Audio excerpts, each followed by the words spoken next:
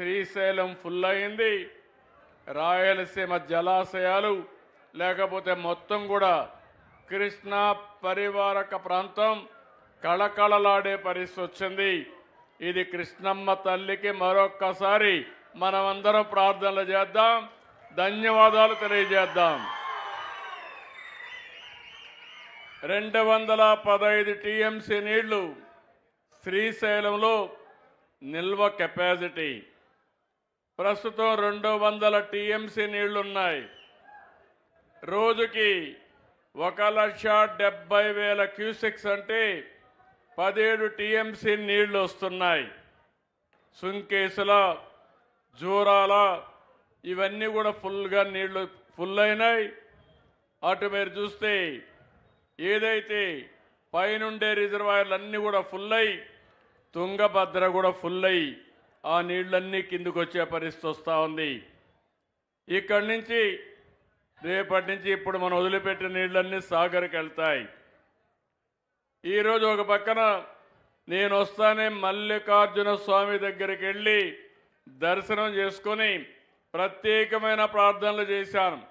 ఆ ప్రత్యేకమైన ప్రార్థన నా సంకల్పం నెరవేరాలని, రాయలసీమ కరువు సీమ కాకుండా రతనాల సీమ కావాలని ప్రార్థించాను.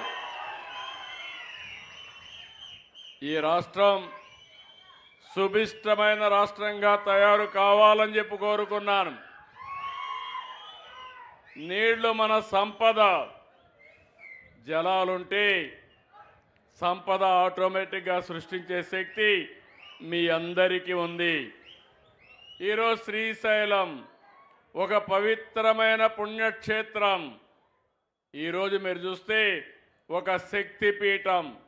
నాకు ఏమాత్రం అనుమానం లేదు, మల్లికార్జున స్వామి మనల్ని చల్లగా చూసినంత వరకు రాయలసీమ సుభిష్టంగా ఉంటుంది. ఇక్కడ 2 పవిత్రమైన దేవాలయాలు ఉన్నాయి.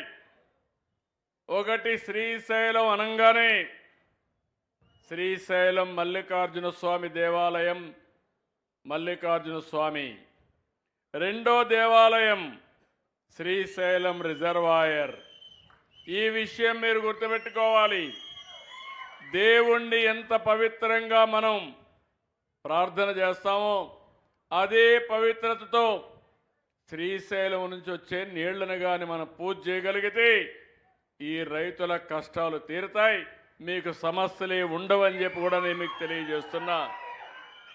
మన పూర్వీకులు మనకిచ్చింది సనాతన దేవాలయాలు. ఇప్పుడు మనం కట్టుకునేది ఆధునిక దేవాలయాలు. ఈ విషయం మీరు గుర్తుపెట్టుకోవాలి. మసీదులు ఉండొచ్చు, చర్చిలు ఉండొచ్చు, దేవాలయాలు ఉండొచ్చు, కానీ అందరికీ అవసరమైంది ఆధునిక దేవాలయాలు. ఆ దేవాలయాలే రిజర్వాయర్లు, జలాశయాలని చెప్పి మీ అందరికీ విజ్ఞప్తి చేస్తున్నా.